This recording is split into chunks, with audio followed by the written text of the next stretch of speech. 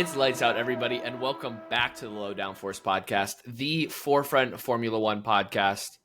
But it's only three of us again. You have J9, you have Josh, and you have myself, Ben. We are missing Matt out celebrating his grandfather's birthday. Who can get upset about that? It's awesome. Celebration, and certainly, I'm going to carry the weight of McLaren here. I'm certainly celebrating after the Austrian Grand Prix. Certainly a lot to talk about. Certainly very electric. I think that this race was definitely had a lot that a lot of people were asking for. So we will get right into it. But first, as always, just a quick race rating. I'm going to jump to you first, J9. How did you feel about this race? The first 10 laps, a 9. Electric. Loved it. So much going on. After that, a 4. I was bored. I wanted to kind of click off. Nothing was happening, but there was like this hope that something would happen. And then nothing did. And it didn't really go how I wanted it to go, so 4. Whoa, that's horrible. Well, the average of a 9 and a 4 is a 4. There you go. Well, I guess the majority of the laps we're not averaging there because then it just ended on a dull moment. So we're not averaging. But I will give it a strong start. Okay, I'm going to go much higher. I'm going for an 8. The beginning was exciting. The middle got a little boring. But in the end, Ferrari did pretty well for themselves relative to the rest of the season. So I went home happy. Hard. I went with I just carried J9, your first part review all the way through. I'm going with a 9 out of 10. And I think that, like, Josh, you kind of tickled it a little bit, is we actually got some unconventional chaos at the end because of back markers, like really throwing a wrench and everything. But I thought about it more today. I of course watched the race yesterday live, but I thought about it more today, and it was like, okay, after the first pit stops, the leaders kind of settled out and McLaren was gone, and then Ferrari was kind of the next team, and it was really separated. But then I realized how many laps there was some kind of random, like, Haas versus V-Carb overtake, Kicksauber versus like Aston overtake. There were a lot of overtakes. We did see, beginning between the two McLarens fighting, and at the end with these back markers I'm talking about, DRS plays a very important role in Austria, but it makes for great races, great overtaking. And I mean, probably when you have those 3 DRS zones, like it absolutely makes sense that it's DRS not just plays 3, a big role. It's like 3 back to back to back. Yeah. You like can't escape. You can't like break the DRS train basically. But I mean, also 9 of 10 because we had chaos before the race even started. Of course, we'll talk about it probably a little bit more, but Carlos Sainz can't get his car moving off of the grid during the formation lap. Right before the leaders, the front row, makes it back to the grid, he finally gets his car going after being pushed by the stewards a little bit, does the lap, comes into the pits, and then stops in the pits. Immediately, the back half of his car catches on fire. He's done. So not even a DNF, a DNS, a did not start, even rarer. So like that set the tone. And then there was just kind of all kinds of things happening all the way through. But I think we might as well, we get into our track takes. We talk about this, and then we'll kind of break it down as we go, as the race unfolds. Josh, I'm going to you first this time. What's your track take? Yeah, so my track take is that Red Bull is going to struggle to find drivers after Max Verstappen leaves and Yuki Tsunoda signs with Cadillac. Who knows if that'll actually happen, but they're a backmarker, clearly. Max Verstappen got taken out of this race on turn 3 by Kimi Antonelli, and with only one car in the Red Bull, first of all, both Red Bulls qualified terribly, Max Verstappen included. Yuki had a horrendous race, and Red Bull is just not doing well right now. They're going to just have to keep promoting young drivers, because I don't see any reason why an experienced driver would want to sign for them right now. They can't put a car on the grid that is worthy of winning unless your name is Max Verstappen. And I think he might leave, maybe. Those are certainly the rumors that are really starting to boil. And it starts kind of with George Russell on Media Day. He's finally opens up. Toto Wolff seems, in his response, seems to be a little caught off guard that George would start this conversation. But George hinted that Mercedes is talking to Max Verstappen, and that is the reason that George hasn't signed the contract extension. Obviously, kind of no man's land today, finishes fifth, not really paced to fight the Ferraris or the McLarens, well ahead of the rest of the midfield. But other than that, George Russell has had an incredibly consistent year. I mean, now with Max's DNF being taken out by Kimi, George Russell is right on his heels for P3 in the Drivers' Championship. So he's doing a lot of things right. He seems to be working well with Kimi Antonelli, who obviously Mercedes is kind of touting as the next big thing. But now it's, okay, what happens to Red Bull if Max does leave for Mercedes? We've talked about it on the podcast before, but you put all your eggs in the Max Verstappen basket, and that works great if your eggs are so good that, like we saw in 2022, 2023, 2024, they were just too good for anybody to catch them. And we talked about a lot last year with like Checo Perez is like, these issues have been happening for a while with the second seat. It just hasn't been noticeable, or not. It has been noticeable, but who really cares if you're so far ahead that it doesn't really affect the team and the Max Verstappen outcome. As soon as those eggs aren't good enough, though, that basket starts to fall apart, and it's falling apart very, very quickly. We talked about with Max's penalty in Spain, Yuki being nowhere, the team picks up 1 point. Well, now for the first time since the first race of these regulations, the opening race in Bahrain in 2022, Red Bull comes away with 0 points on a race weekend. And it's a shambles. You have a DNF and you have Yuki, who finishes last of the cars that actually finished the race. So You know, what I think is like really interesting is that we talk about all these great drivers all the time, and there are really only 20 of them on the grid at once. 21 in this season, technically. But there are only quite a handful who can really keep their seat. Like Verstappen, Hamilton, you know, Piastri, Norris for right now, Leclerc. But when you look at the rest of the grid, it's always like, it's always up in the air. You could be an amazing driver, but if you don't do well for like, I don't know, 5-6 races, like people are already calling for your head. You could not do well in like 2 races back to back, and people are already like, we're done. And I'm one of those people. So I think I always make the comparison to like NBA head coaches, because like an NBA head coach could win coach of the year 1 year, and then the next just like they're fired and they're done. And you have like incredible coaches who just like are no longer coaching anymore. And that's kind of wild. And I kind of think that that's the case here, and that like there's a handful that, you know, Verstappen, they're not going to kick him out, you know, but for others who just like aren't performing very well and who consistently aren't getting good points, like Yuki, nothing's secure for him. And I just feel like if they move on from him, I don't know who they're really going to put in there who's going to be performing better. And I could think about that for multiple teams. Even with Sainz at Williams, he's not really getting a lot of points. He's not really doing a lot. You could say Pierre Gasly, you could say Behrman, you could say Colapinto. I mean, Alpine needs help, and so it's always really interesting. And I was really disappointed to see Kimi lock with his brakes locking and just take out Verstappen, because I really thought that was going to be both of their really strong race, and to see good performance. So I was really sad to see that. Maybe that's why I rated it so low. I think what Maybe you're I was saying sad. is spot on, and Kimi is a prime example of, you hear this across every sport. You're only as good as your last blank. In this case, it's race.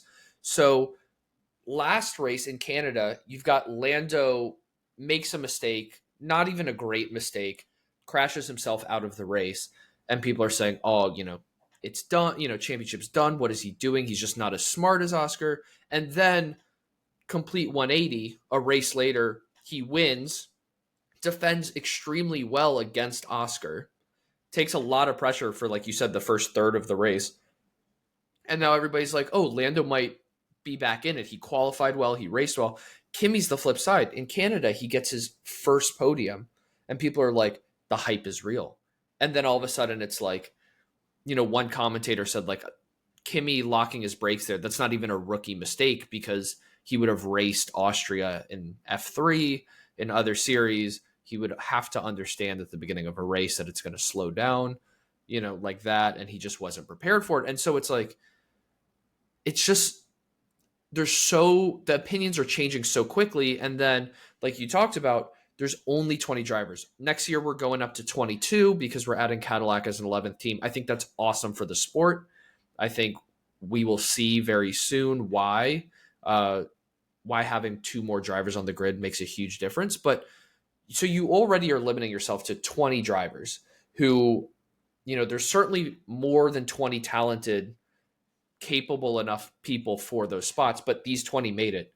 And then within that, other than Max, I'm not even really counting the Red Bull seat, but you've got Max and you've got McLaren, Ferrari, and Mercedes, who are really the only 7 spots that are competing for podiums, competing for wins.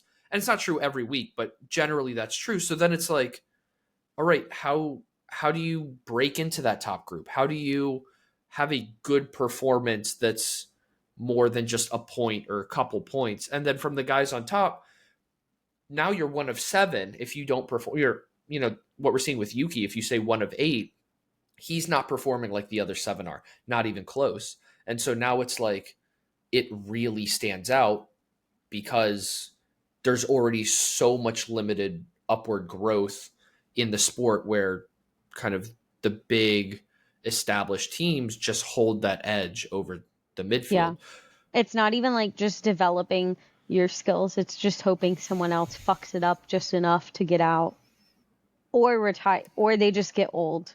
But unfortunately, Hamilton's the only one that's really going to count for that right now.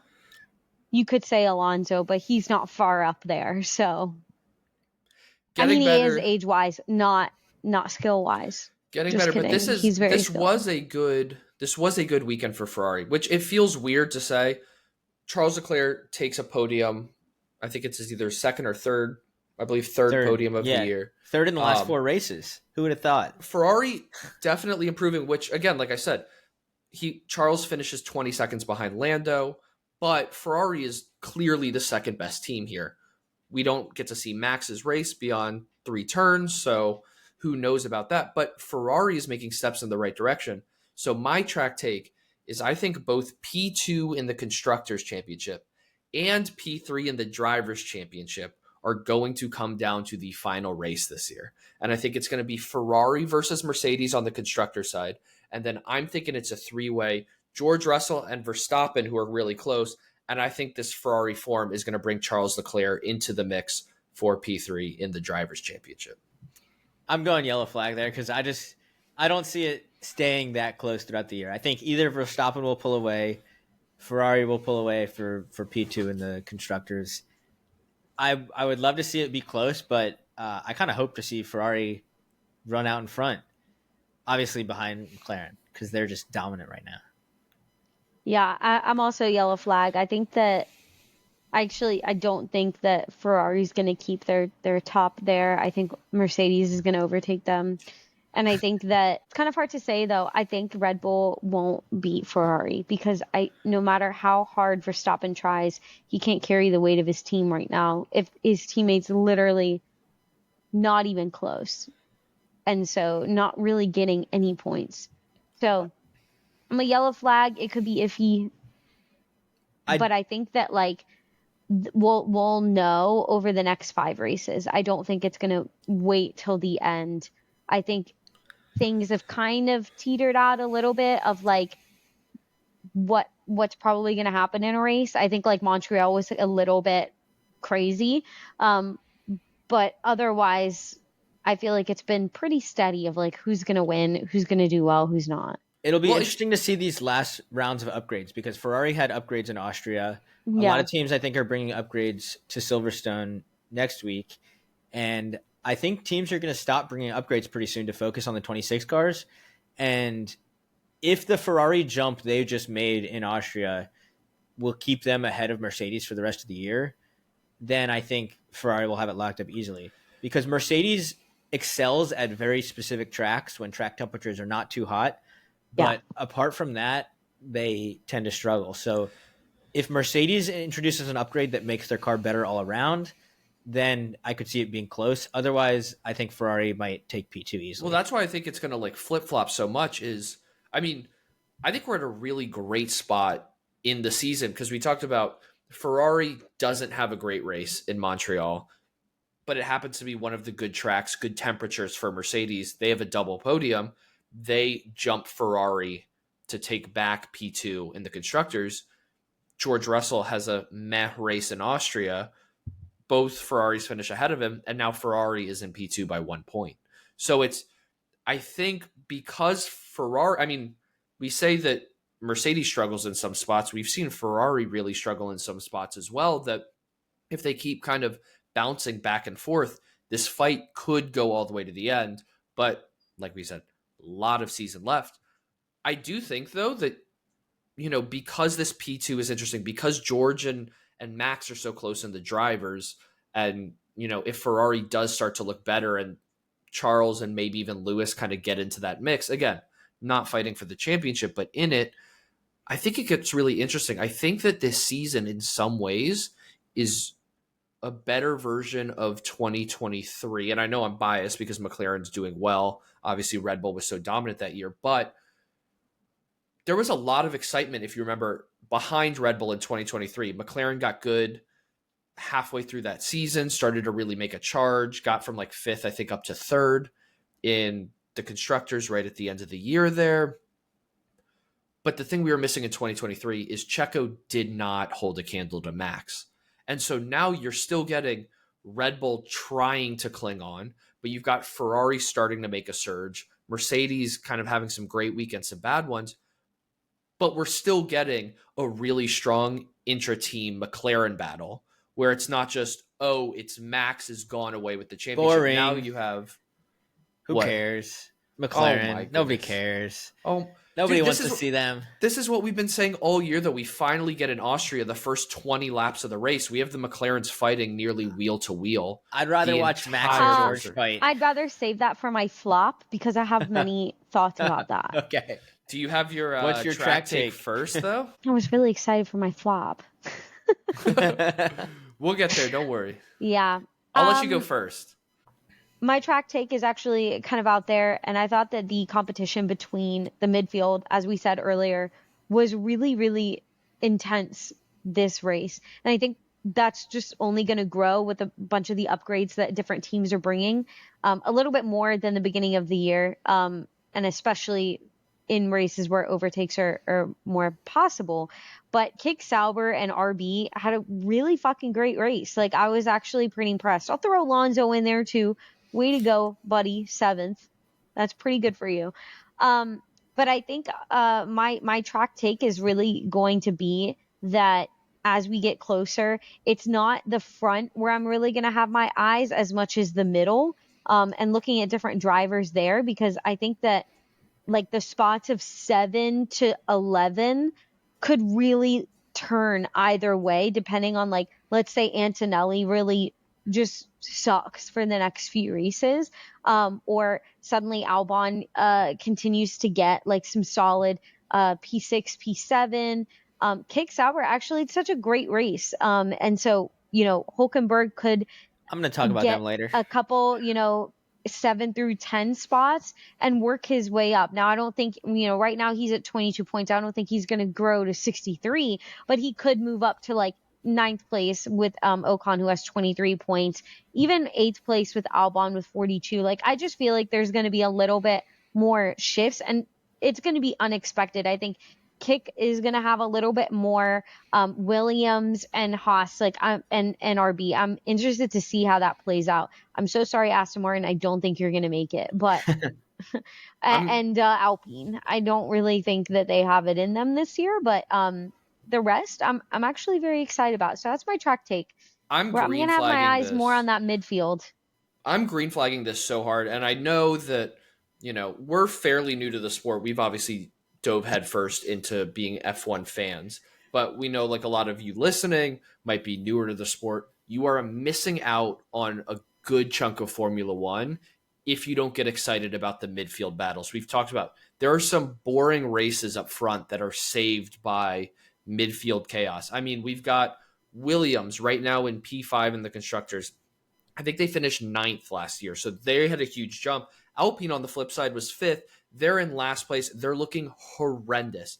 And now, like you said, J9, with Kick Sauber's points, Kick Sauber is in 9th right now. They are 2 points behind Haas right now. Let me make sure I'm getting this right. 2 points behind Haas, 3 points behind Aston. Other way around. Oh, man, I built it up Good so try. much. I was so ready. 2 points behind Aston, 3 points behind Haas.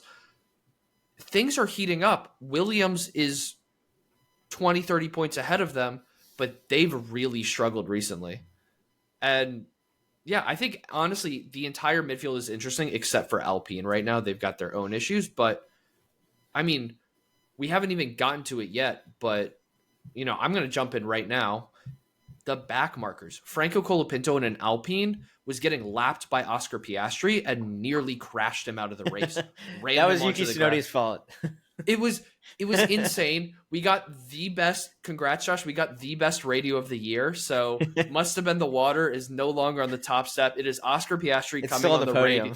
It is Oscar Piastri coming on the radio and said, even after all these years, Alpine is still finding a way to fuck me because, of course, Oscar was an Alpine Academy driver. There was iffiness about whether or not he was going to get promoted to a seat. McLaren swooped in and signed him. Alpine announced that he was driving for Alpine. It turned into a huge thing. Very qualifying too. Pierre Gasly spinning in Q3 messed up Piastri's final lap. They were just messing with him all weekend. If there's one thing I can be grateful as a McLaren fan, it's that we got Oscar, because if he was at Alpine, his talent would have been so horrendously wasted. Finish your point. No, go ahead. I'm just like, it was crazy. I'm gonna green flag, and I agree with you that the midfield battle is good. However, for this race specifically, I think a lot of it was due to the fact that Kimi and Max were out of the race right at the beginning. Carlos obviously didn't start, so there's one more car that hit. He's like kind of been bouncing in and out of the points. He's been unlucky as of late, but Albon has been really strong at the beginning of the year, and he didn't finish the race because of issues also.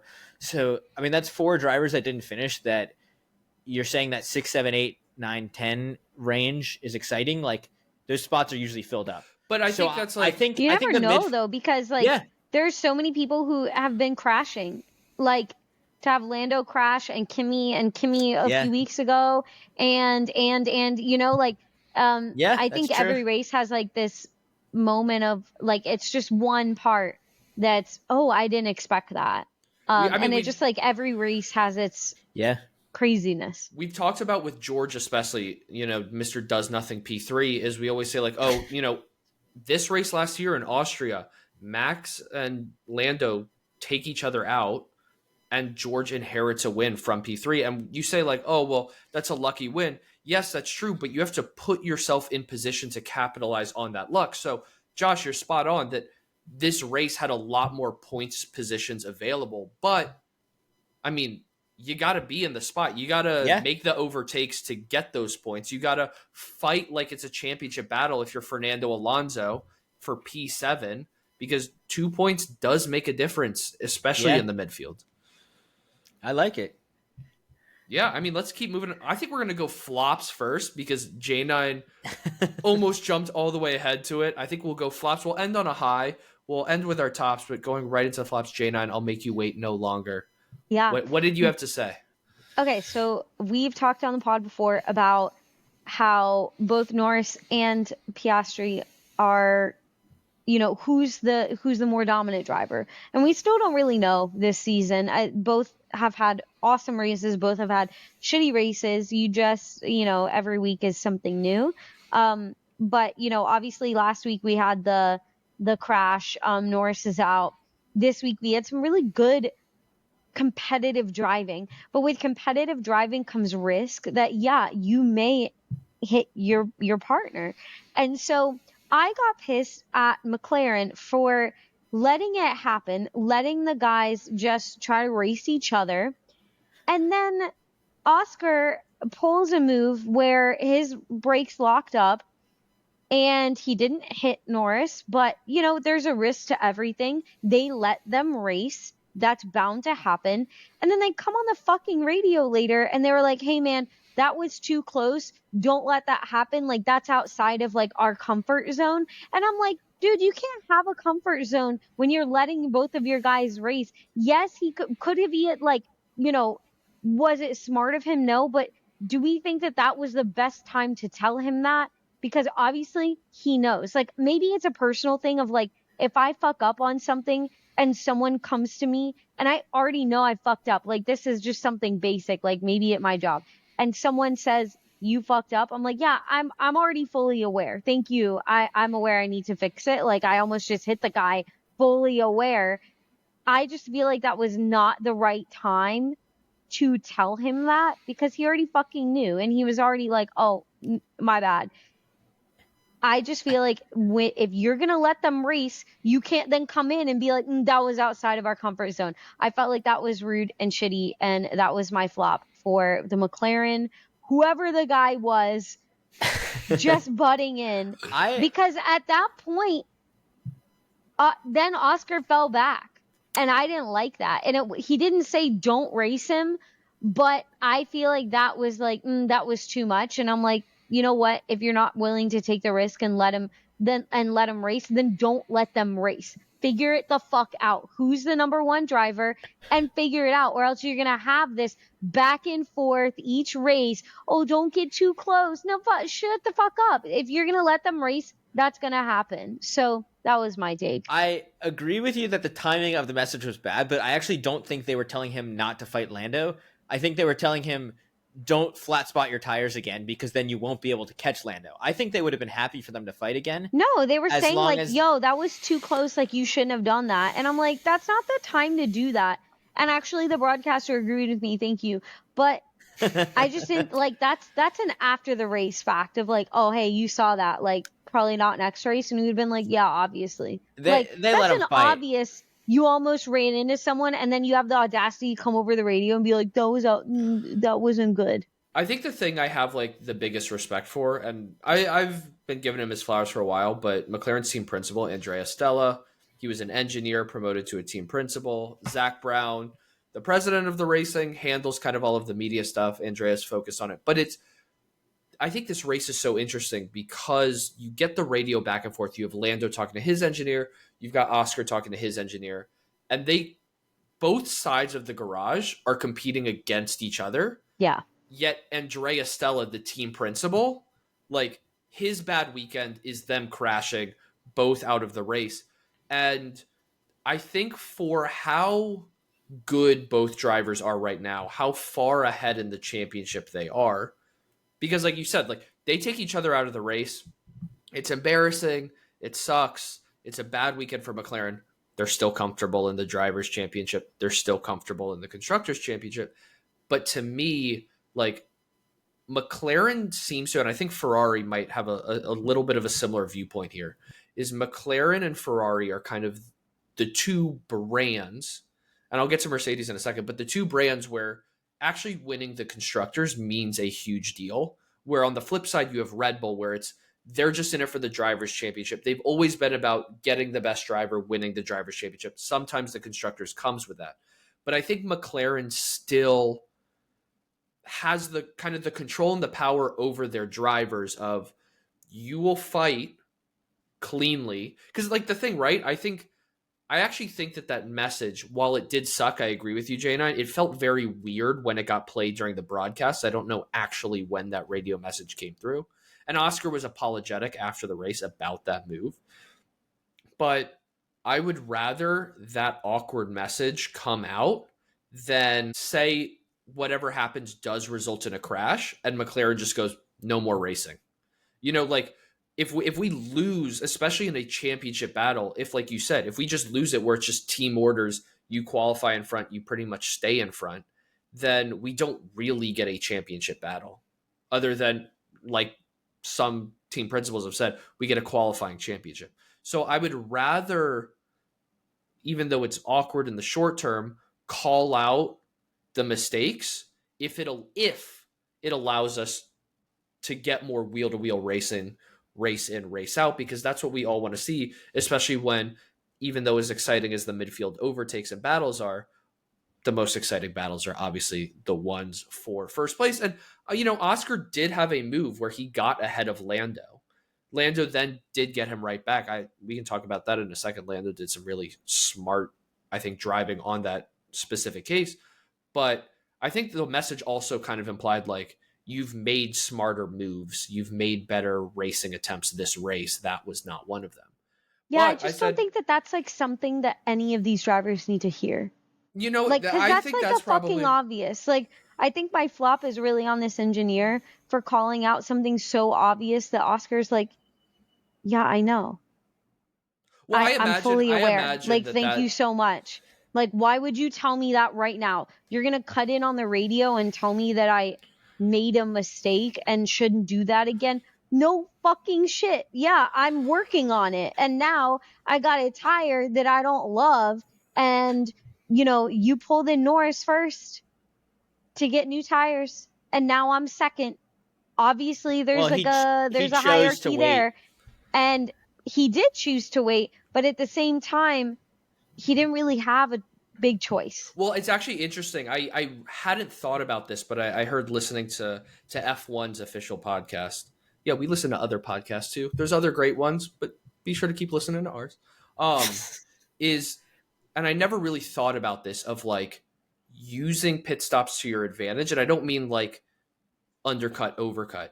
Is Lawrence Barretto, one of F1's broadcasters, said that as soon as Oscar flat spotted, Lando's side of the garage decided to pit that lap because it Yeah. meant that Oscar would have to go at least one more lap on flat spotted tires. And then we see on Lando's out lap, he makes up like a second or something. Like, he makes up an immense amount of time. And that was the first time where it wasn't like, oh, McLaren's not screwing Oscar. Like, these sides of the garage, except for when necessary, really do battle it out, which I think is cool. But I said I'd talk about Mercedes. That's the other thing of recent-ish memory that we have to remember is Mercedes in 2016. It was Lewis Hamilton versus Nico Rosberg. They get into so many scuffles, crashes, stuff like that, that it eventually gets baked into their contract that the drivers are responsible for paying the damages of the accidents they cause. Like, that's how bad it got at Mercedes. And you say, like, well, Mercedes still won both championships, like they were well ahead, stuff like that. Nico Rosberg, maybe it was always his intention. He wins and retires. He was best friends with like Lewis growing up. They carted together, all of this stuff. And they went from really good friends to absolutely bitter rivals. And do I think Lando and Oscar are capable of that rivalry? We haven't seen it yet, so I'm going to say no for chance. now. I don't think so. I think they're too amicable. There's so much branding now of like wanting to put on a good face and for sponsors and things like that. But there's a semi-recent memory in Formula One where two good drivers on the same team fighting for a championship like alters careers, like drives up damage bills.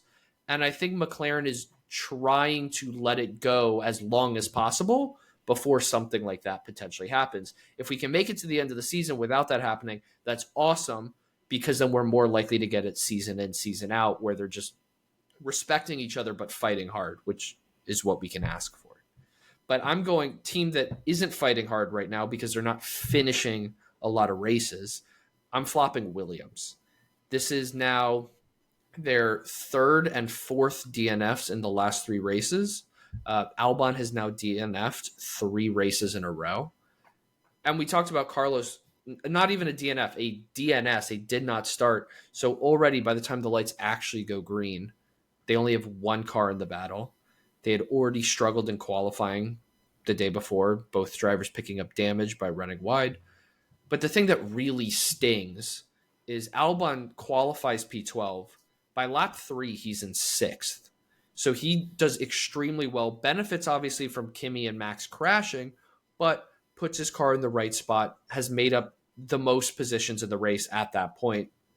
And then on lap 15, has to retire because of a mechanical issue. I've been looking. I haven't seen any information as to what the specific issue was, but we know they've had some power unit issues, things like that. But we talked about the other midfield teams being exciting. Fernando Alonso was cursed for a while, and now he's scoring points pretty consistently. We've got Esteban Ocon, who started in P18 and made it up to 10th. We got Nico Hulkenberg, who started P20, made it up to 9th. You've got Kick Sauber double points. You've got Liam Lawson P6, his best ever F1 finish. If you keep DNFing, there is enough time left in the season that those teams with double points, with P7s, will catch you. 30 points is a lot to midfield teams, but the way some of them are scoring in the last 2-3 races or so, they're on trajectories to catch that. So Williams has to right this ship quickly, or else they're going to lose all of their early season lead. I mean, you mentioned earlier like how poorly they did last year and how they've made huge strides this year, and I think some of that is just starting to catch up with them, and they're not that they're falling back into their old ways, but I think there's growing pains with going from a back marker to a solid best of the rest midfield team, and I think they're kind of just going through some struggles right now, and they'll get it figured out, I hope, because they have a fun driver lineup, good team principal, they're fun to root for, nice looking car, no Logan Sargent. Oof. All right, Josh, your flop. Okay, my flop I had picked out on Thursday before anything happened. So I'm going Lance Stroll.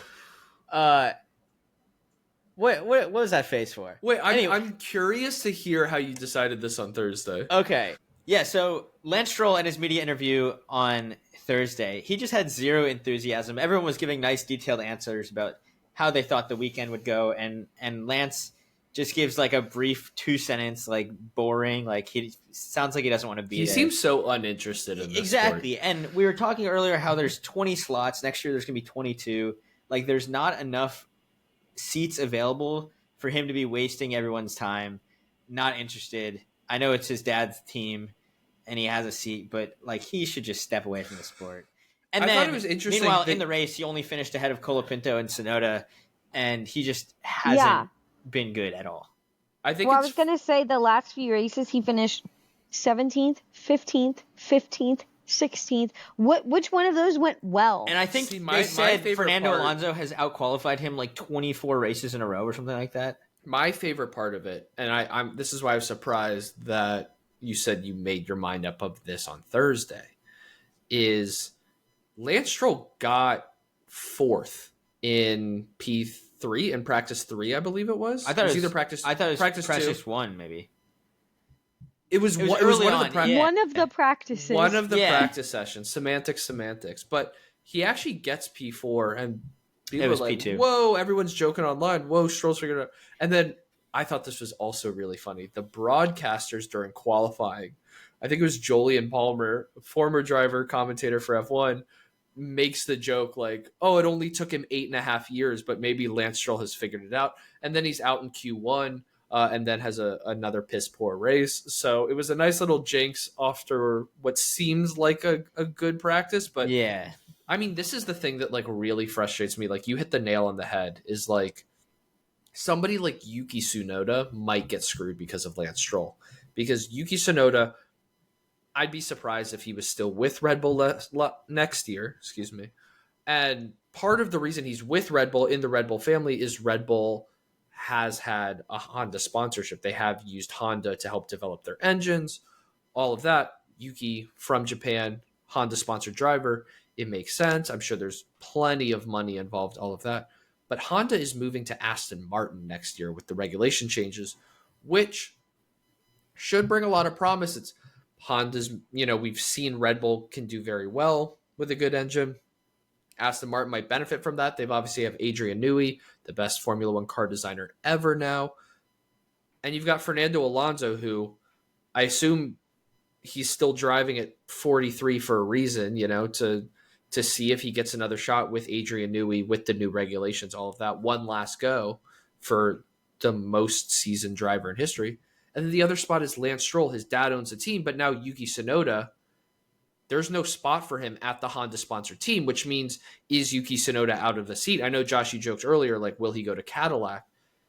It's hard to tell, but it's, like I said, 2 spots being added with Cadillac next year is a huge deal because we see how much one person can like waste a space on the grid when there are other people capable and definitely deserving of a shot in Formula One.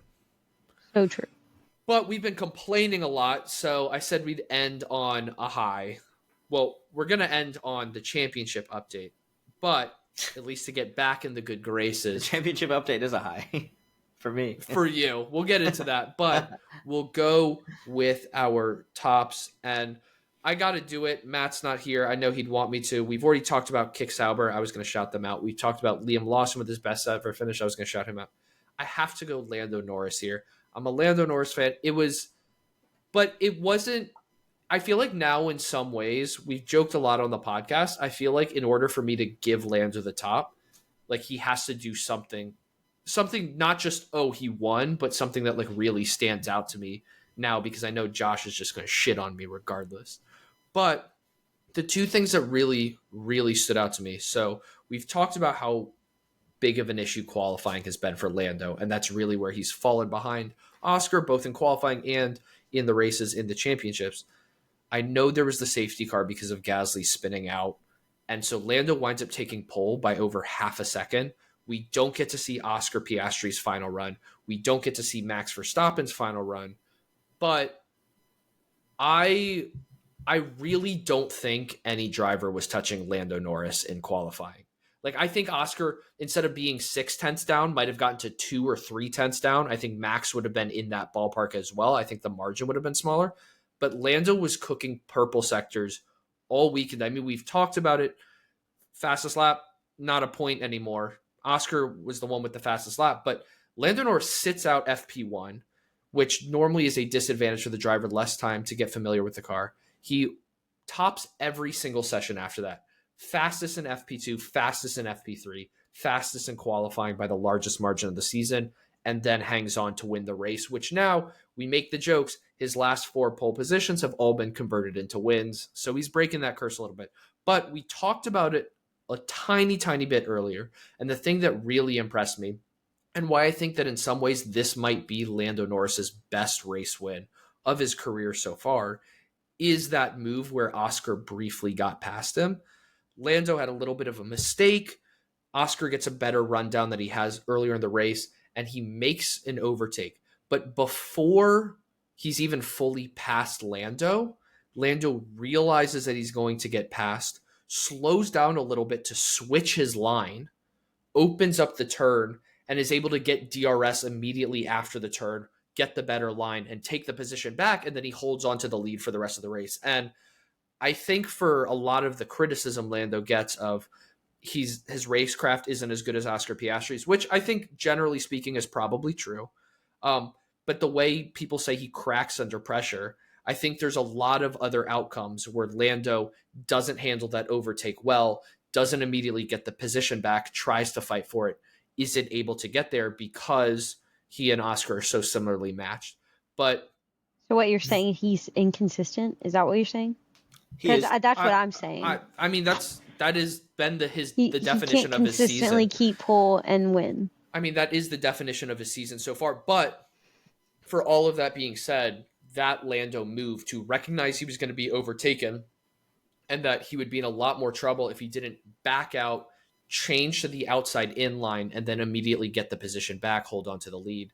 That's what impressed me. That was somebody who kind of had the wits of a Max Verstappen, of a Fernando Alonso. Don't compare him to those legends. Whoa.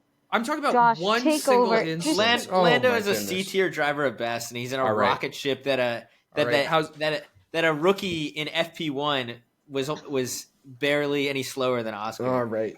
Anyway, Josh, take it away with your. My team is actually great. I was also going to talk about Kick Sauber. I was also going to talk about Liam Lawson. We're going Ferrari. We got a 3 and a third and a fourth place.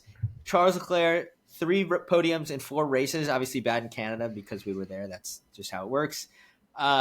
Lewis, the best he's felt in the car. Upgrades looking good. Qualified, Charles was in second. Lewis in fourth. Both some of the best we've had. Still a pretty boring race because we were just kind of in the middle of nowhere. It seems like operationally, Lewis is much happier with how the team's operating now. I don't know. He did seem happy about that second pit stop. Yeah, that I was about to talk about that. I don't know what they were doing there, but I'm sure Lewis will yell at them and they'll figure things out. They don't know how to run a team. They do everything in Italian. So they're figuring it out. We're back. We're on the up. Ferrari, best race of the season so far. Yeah. It's sad that I had the same one. I specifically was going to call out Hamilton, but we'll choose another positive because there were others. I will go Russell for my Mercedes team. He did get fifth, some solid average points. Race ever. Shut the fuck up! I can choose my top for whatever I want. All right, Kimi was out. Verstappen was out. He wasn't going to beat the Ferraris who just brought upgrades, and he wasn't going to beat the McLaren. So he did the best he could, and he got fifth. To George's credit, he finished 69 laps ahead of his teammate, which is quite a margin. I thought that was pretty good. Fuck you, man. Yeah, now they're 1 point behind Ferrari. He's still got some solid points. He could have fallen back. He could have gotten hit by, I don't know, like Colapinto. He could have gotten hit by Berriman. He could have gotten hit by Yuki. Like, there were so many other options that I'm just saying random drivers now. But I thought he did fairly decently. Mercedes was having a really shit race at the beginning, and then he got 10 points. Okay, good for him. Congrats to George Russell. 10 points is better than Kick got. They got 6. It's better than Alonso got. That was 6 points. Better than Lawson. That was 8 points. This is the most prime. This is the most prime copium I think I've ever heard. Of, hey, at least we did better than all of the midfield Their cars should be competing teams. to be at the top. No, the other teams that y'all were like, I could have gone with them, but I'm going to go with someone else. It's relative to expectations. Otherwise, it would always just be the podium would be at the top. I don't have Russell expectation of 1, 2, or 3. Well, he just won in Canada. He met my expectations. Congratulations. Not many can, so... A top should exceed your expectations. Well, we are certainly all no one else exceeded my expectations, Josh. I'm trying to keep it different than what you put. We're all rooting for our home teams, apparently. But as you can see, we're super passionate. That's what Formula One is all about. If you can't shit talk your friends, what are you good for, you know? But we didn't even talk about for how bad Yuki was. He does pick up a 10-second penalty for hitting Colapinto. Colapinto decides to, I guess, have it and pass it on by running Oscar into the grass, picks up a 5-second penalty for running another driver off track. But we've already hit all of the DNFs, the did not start. And that definitely wraps us up. I mean, we've got Lando, as we mentioned, in the win. Right behind him, Oscar Piastri. It's McLaren's 4th 1-2 of the season. Josh, proud Ferrari fan, pleased to see right behind them the 2 Ferraris, Charles Leclerc taking the last podium spot, and then Lewis, J9 just mentioned, George Russell, P5, Liam Lawson, career best, P6, Alonso hangs on to P7, just holding off his protege. Gabriel Bortoleto gets his first points. We haven't really talked about that much. He gets his first points in Formula One with a P8, which comes off of qualifying P8, which is a stunning performance for Kick Sauber. But the relationship I was getting at there is Fernando Alonso is actually Gabriel Bortoleto's manager, so they had a nice moment after the race, but on the track they were fighting as if it was P1 and P2. Of course, we mentioned Kick Sauber's double points, which had Hulkenberg in P9, and we talked about Esteban Ocon making it all the way up from near the back of the grid into that final point spot, P10. Did anybody predict Esteban Ocon P10, though? I don't know, but Josh has the Predictors Championship update for us to cap this weekend all off. Nobody predicted Esteban Ocon P10. Overall, not a great week all around, but there were points scattered here and there. Ben, you got 1 point for predicting Oscar Piastri P2. J9, you got 2 points for predicting Norris first and Piastri 2. Matt got 0 points, and I got my hot take that there would be bad rookies in the points, and Bortoleto was one of those. Lawson was one of those, and I should get double points for the hot take, but no chance. I'm already running away with it. I have 27, way out in the lead. J9, you're now tied with Matt in second. You've caught up to him with 16. Let's go. And Ben, you're still lagging behind in Hey, 12. I'm taking the McLaren wins on track. Who cares about this Predictors Championship? Just kidding. I do care. It actually pains me deeply that I'm so far behind. But I even made the joke in our preview episode. I made the joke because I predicted Lando P3, but then my hot take was that he crashed out, and I made the joke that somehow neither of those would come true, which in fact was accurate. Yeah, and Silverstone will be halfway through the season. So there's still plenty of season left, and we got more predictions to make. We are at the midpoint. As Josh mentioned, the British Grand Prix is next weekend. So back-to-back races, which means you don't have to wait very long until our next episode. That is the preview episode, of course, for Silverstone, the British Grand Prix. So be sure to tune in then. We are almost at the halfway point through the season, as just mentioned. So things are only heating up from here. But until then, everybody, stay speedy. Goodbye.